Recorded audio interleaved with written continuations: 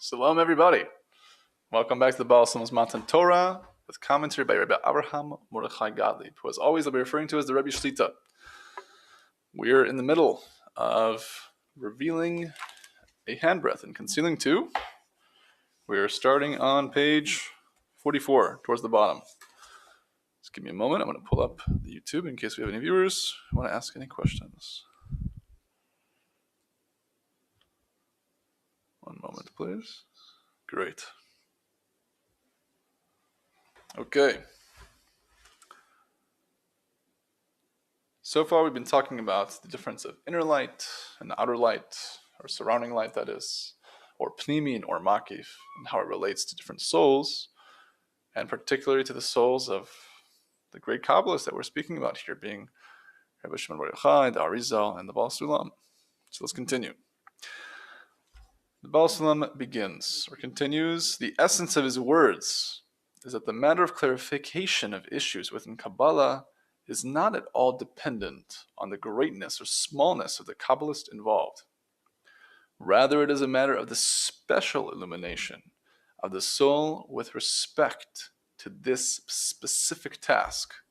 And this illumination of the soul constitutes permission from heaven to reveal the higher wisdom.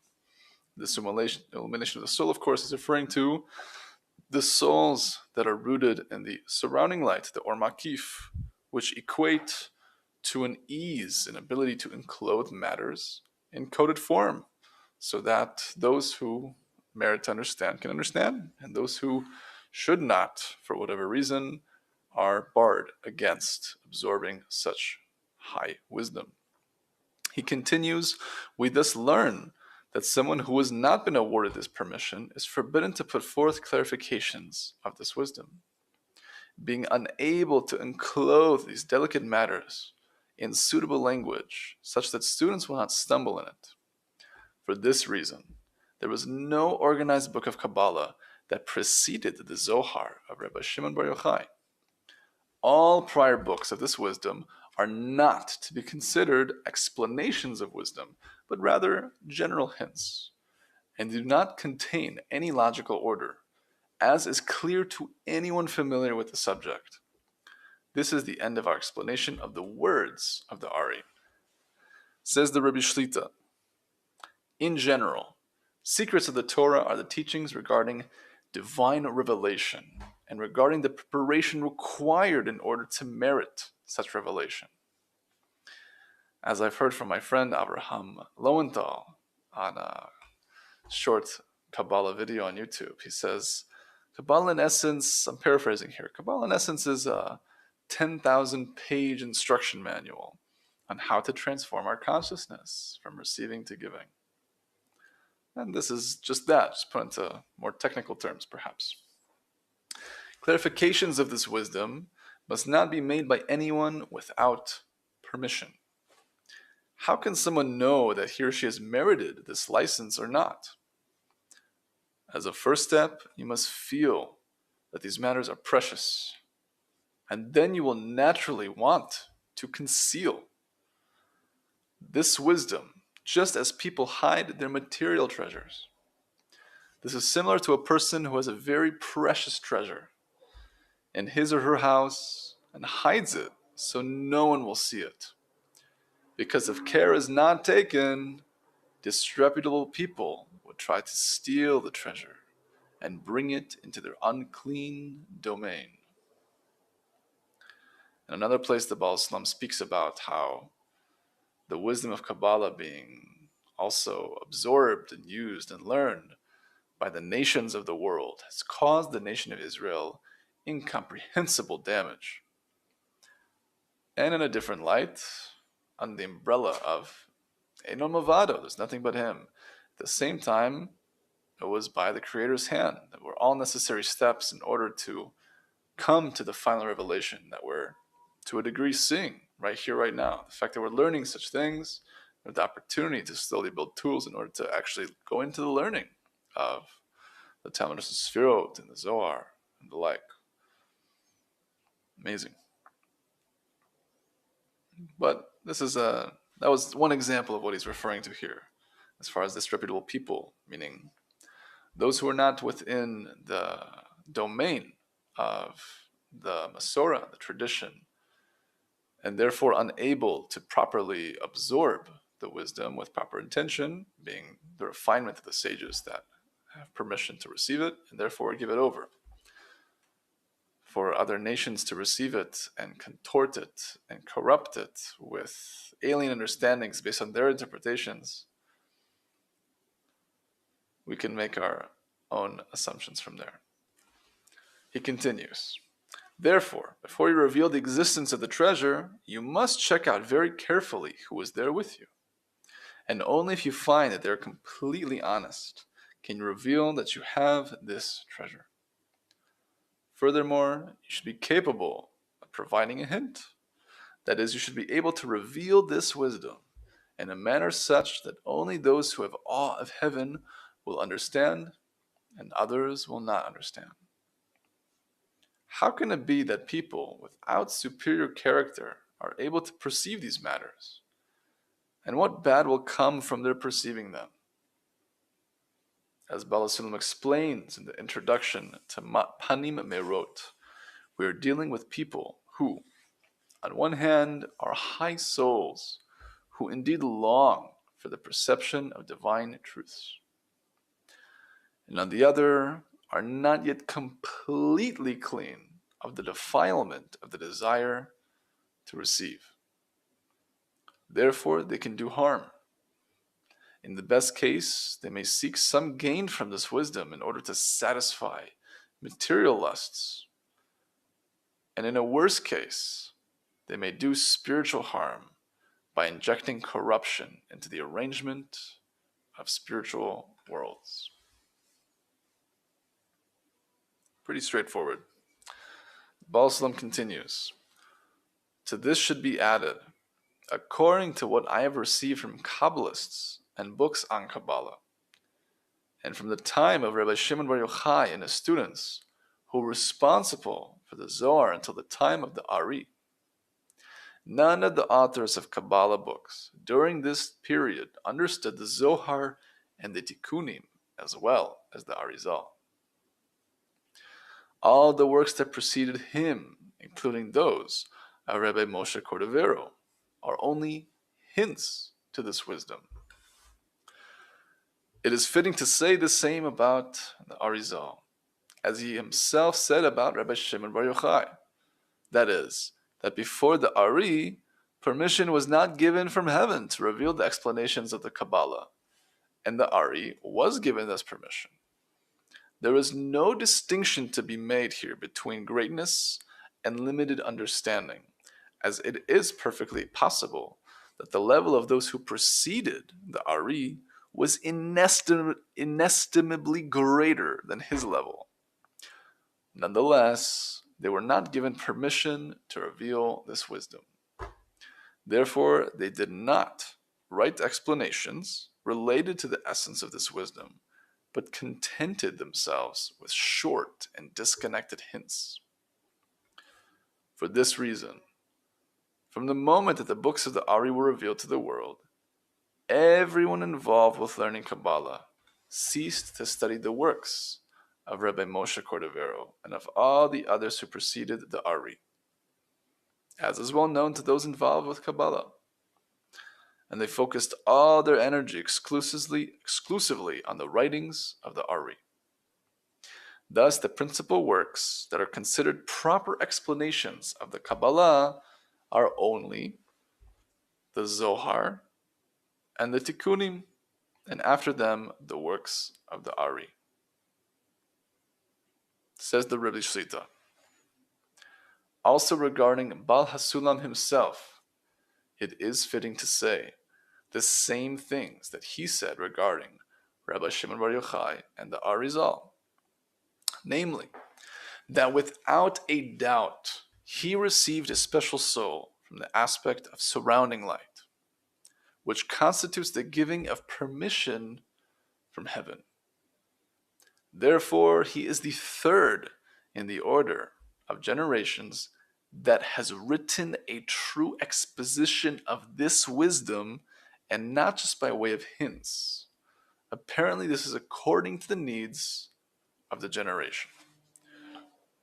To that point, the Baal HaSulam has said in personal letters to both his father and brother, both of their memories should be a blessing.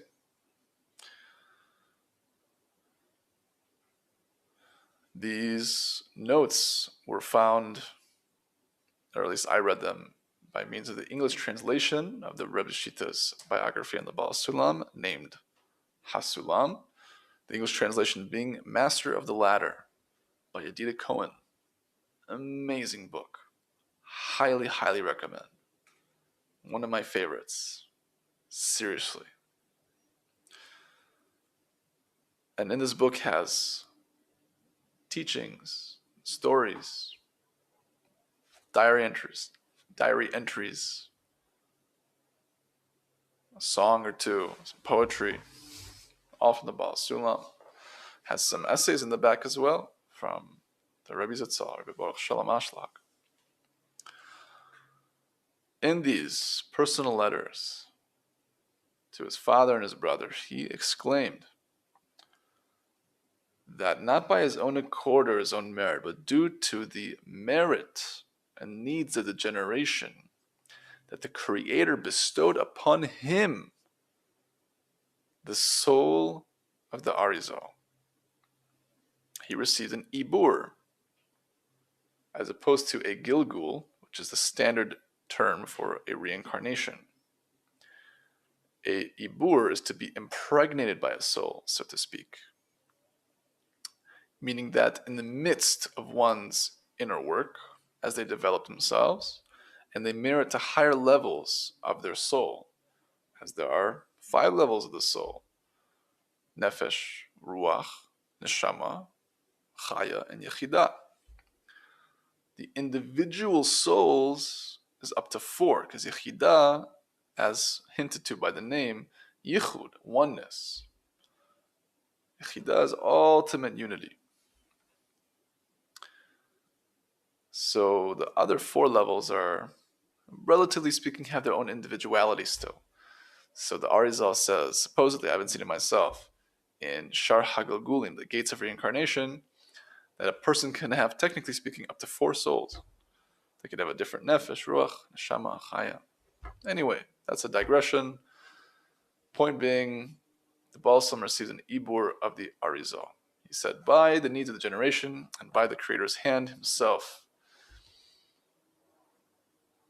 And even if that wasn't true for whatever reason, though we believe it to be so, the proof is in the pudding. He wrote an entire collective commentary and ordered everything from the Arizal with great efficiency, and wrote his commentary and translation on the Zohar. He's writing 18 hours a day, sometimes more. Inhuman. I mean, arthritis, constant pain, but living in such an altered state of consciousness above nature. You gotta do what you gotta do, despite the pain. Point being is that there's a tangible tradition of him being the continuation of the line of Rebbe Shimon Bar Yochai at the Arizal, because he actually received the soul of the Arizal. Aside from that, practically, we can say that as well, even if that wasn't the case. There was also a translation in Master of the Ladder of the Baal HaSulam's Nevuah. There's a prophetic vision, prophetic dream that he had, where he spoke to it in an interaction with the Creator in manifestation form of Kel Shakai, as the Creators revealed himself in different names and different levels, different revelations to different tzaddikim, through Tanakh, as we see, the different prophets and the like. And it's worth looking over there. Looking it up, you can probably Google it, the Baal HaSulam's prophecy. Find an English translation as well. But in short, the Creator gave the Baal HaSulam specifically the mission to reveal the matters in order to illuminate the faces of the nations by means of disseminating and opening up the wisdom of Kabbalah for everyone. And we see today, relatively speaking, despite the great challenge, given that the iron fence between different societies and cultures still have against the wisdom of Kabbalah, even so, the revelation is clear. There's been literally millions upon millions of people over decades who have connected to it, obviously more so than ever before. But yes, again, I highly recommend looking into the prophecy. And if you're not an owner of that book, highly worth it. Master of the Ladder. You can find it on any bookstore. Amazon, for example. Another example of his greatness, just to paint the picture of the continuation of the tradition from Rebbe Avraham Morechai to the Arizal to now the Baal HaSulam, is that he claimed if he had all the time in the world, he would have written 1,000, if not more, books on the Zohar. He ended up writing 21, which is an amazing feat. It took him 10 years, writing 18 plus hours a day. But it seemed that he knew what he was dealing with. He knew he was in a goof, he was in a body, and he only had so much time in his life. So he had to laser focus. What can I do? What am I to bring? So that's what he did. But if he had it his way, it would have been 1,000 or more. It's incomprehensible. Absolutely incomprehensible. A year ahead of time, more than a year, if I'm not mistaken, there's a story where one of his closest students, his closest Hasidim, came to him asking about the purchasing of the Arba Minim, the 4 types that we buy for Sukkot, the Etrog, and the Hadassim, and the like. And the Baal HaSulam told him, don't bother looking for the Arba Minim for me this year. Because normally by tradition, it was a great honor for the students to gather up a great sum of money to buy the most beautiful species for their Rebbe. Because he was to do the mitzvah. And he could obviously do it at the greatest level because he was at the greatest level. So he says to him that don't bother. And he tells him when he's going to leave the world. If I'm not mistaken, 1.5 years ahead of time. I could be wrong. Maybe it was within the year. And perhaps that would make more sense. I don't remember exactly. I apologize. But it was a significant amount of time. And he said that he'll be leaving on Yom Kippur. And so that's what happened. Yom Kippur came. He laid on his deathbed in the Beit Midrash, which was connected to his home. They got to a section in the Haftarah of the Torah reading, a specific verse in the Haftarah. And for some reason, the Baal Kor, the person reading it, couldn't say it. He was stuck. He couldn't move on. And then he was called into the room of the Baal HaSulam where he was laying, ready to leave the world. And then he was able to read it. And he read that one verse, and the Baal HaSulam's soul left his body.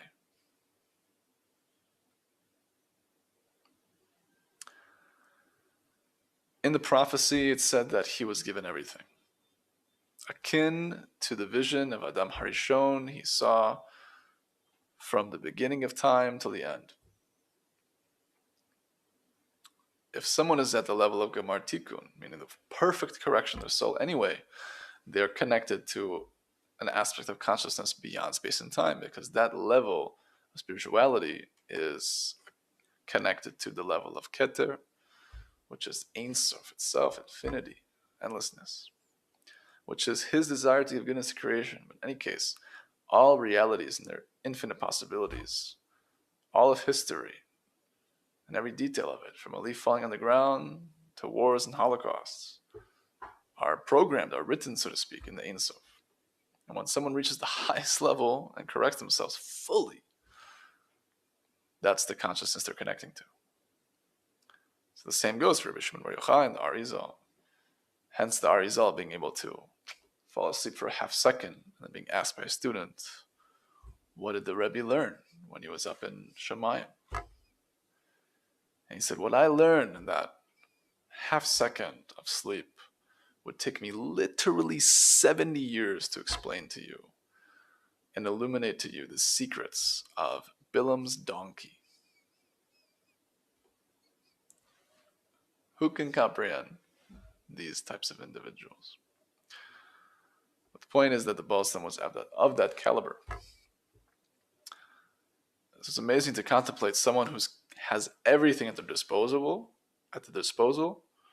and is capable of spreading and giving everything, but also has to form a relative similarity of form, with the Creator, being the same way, according to the principle of more. When the calf wants to suckle, the mother wants to nurse. More than we want to receive the Creator's light and be enjoyed and have pleasure, the truth is the Creator wants to infinitely more provide us everything. He wants us to have or Ein Sof, infinite light, and eternal connection with Him. So in this aspect, the supreme tzaddikim, like the Baal HaSulam, the Arizal, Rebbe Avraham Morechai, are able to touch on that because they can have the abilities relative to what they know to give everything. And out of the infinite wisdom that they have at their disposal, there's a tiny thread that they can reveal. And because they have unconditional love for all of humanity, we can only meditate and contemplate how one must feel to love the whole world and have such greatness able to be revealed to them, but having to stay concealed until the time is ripe, of course. So, a little bit of cool details as far as the tradition and what we've heard and know about the Baal HaSulam and his greatness, and to clarify the continuation of the tradition from Rebbe Avraham Morechai and the Arizal. I've often, when I bring up these ideas to friends of mine who are familiar very much with Torah's Breslov, so they challenge me in regards to the tradition of Breslov Hasidim, who say that the order of souls goes Moshe Rabbeinu, Rebbe Shimon Bar Yochai, the Arizal, the Baal Shem Tov, and Rabbi Nachman of Breslov. But there's no stira, there's no contradiction. The Baal HaSulam received an ibur of the Arizal. It's not a gilgul. And even so, the Baal HaSulam was involved in the same work. He commented and clarified the work of the Arizal. He commented and translated and clarified the work of Rebbe Shimon Bar Yochai via the Zohar.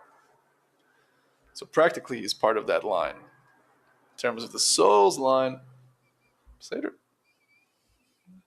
Rabbi Nachman is a tzaddik gamor, an amazing, amazing soul. And we do agree that his teachings are to be adopted as far as the love and greatness and universality of humanity, how much we should judge the other favorably and look at others with love and care and the like. To each their own. We should respect and absorb what we can from other paths, because there's so many beautiful paths that all lead us to peace in Judaism.